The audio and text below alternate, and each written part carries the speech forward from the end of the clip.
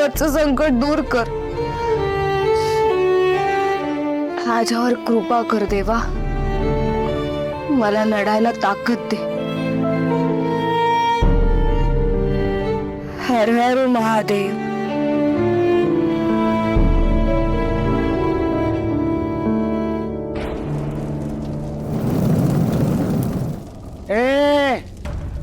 माझ्या मुलाची बायको, वेदची बायको गायब झाली आहे।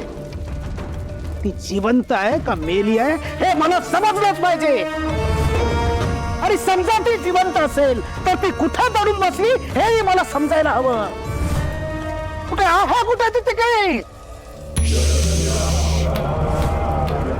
माझ्याकडे यायचं ते फक्त माझंच ऐकायचं। हे नसते प्रश्न मला का विचारतोस? अरे मग पडतोस ज्योतिषाला विचार ना, ती सून गेली कुठे ती? माझ्याकडे कशाला आलास? हे बघ, मला कळतं मी भावनेच्या भरात जरा जास्तच बोललो, भावना विवश झालो, कळतंय मला। पण मी तुझ्याकडे का आलोय? कारण हे काम फक्त तू आणि तूच करू शकतोस। कशावरून? कारण तू गोदाला या पेटीत बंद केलंयस।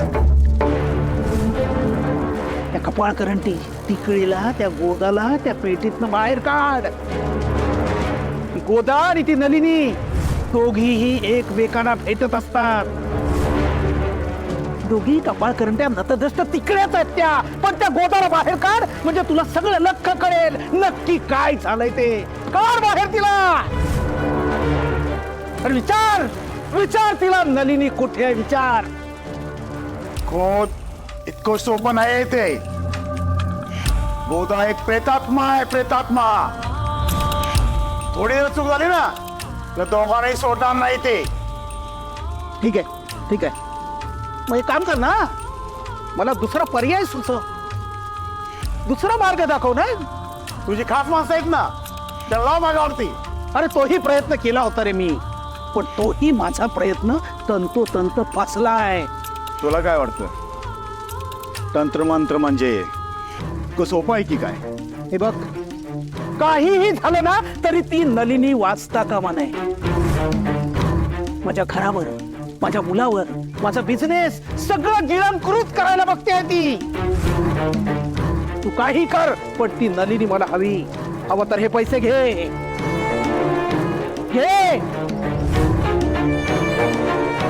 रोज निव्वळ पैशाने अरे पैसा नाही। सगळे या जगात पैशाशिवाय काहीही होत नाही।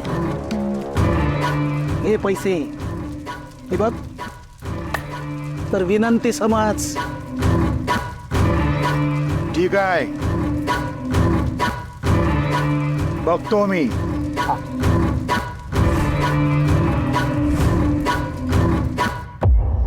नलीबाबत ऋषीला विचारलं पाहिजे, पण भेटायला गेले तर तो कसा रिॲक्ट होईल सांगता येत नाही।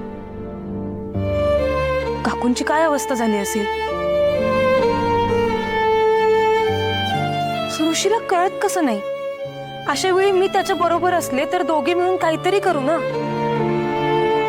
करतेस फोन ऋषीला।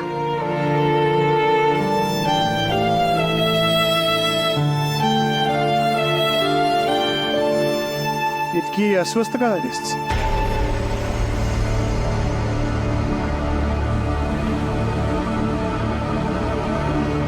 उत्तर माहित असलेले प्रश्न का विचारताय बाबा? तू नलिनीचाच विचार करत होतीस ना? मला नाही वाटत ती आता जिवंत असेल। का? नाही, जिवंत असते तर तिची काहीतरी बातमी आली असते ना। हं? काहीच बातमी नाहीये। आणि वेद सुद्धा खूप एकटा पडला, धक्का बसला त्याला। आणि या धक्क्यातून सावरण्यासाठी त्याचं लवकरात लवकर दुसरं लग्न व्हायला पाहिजे। मला काय वाटतं माहिती आहे का, की बाबाराव वेदसाठी तुझा हात मागायला पुन्हा येतो, असं माझा अंदाज आहे। आणि तुझंही बरंच आहे त्यात।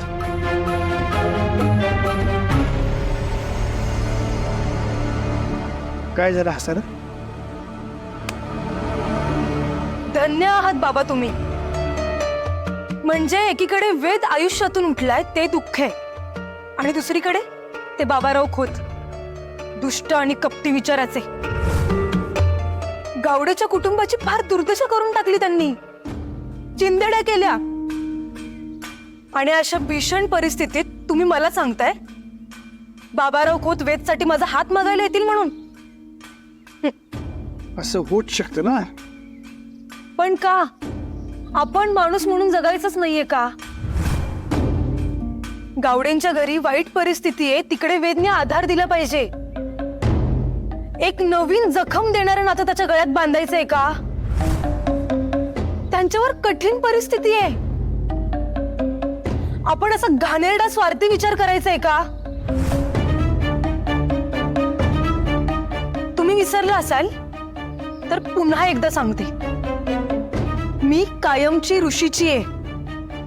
आमचं लग्न नाही झालं अजून, पण माझं लग्न ऋषी सोबतच होणार. यावर ऋषीचं काय मत आहे?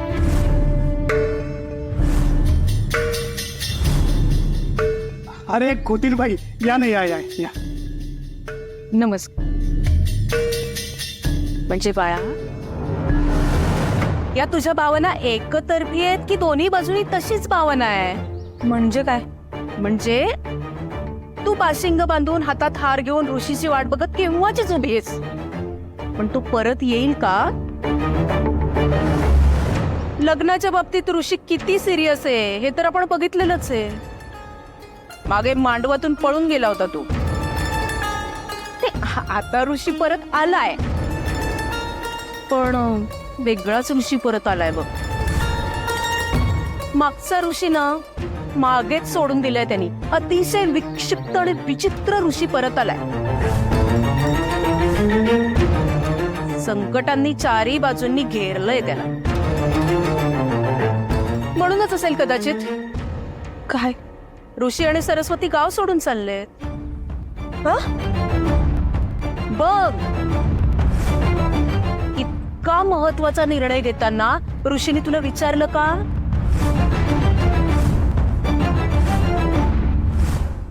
म्हणजेच त्यांनी पाठ फिरवली आहे तुझ्याकडे.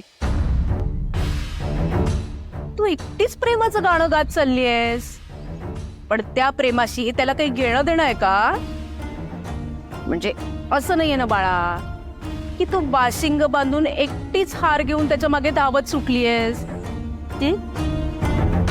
अहो, असं कसं ऋषी गाव सोडून जाईल? सोडून जाणार आहे नक्की नाही, शक्यच नाहीये.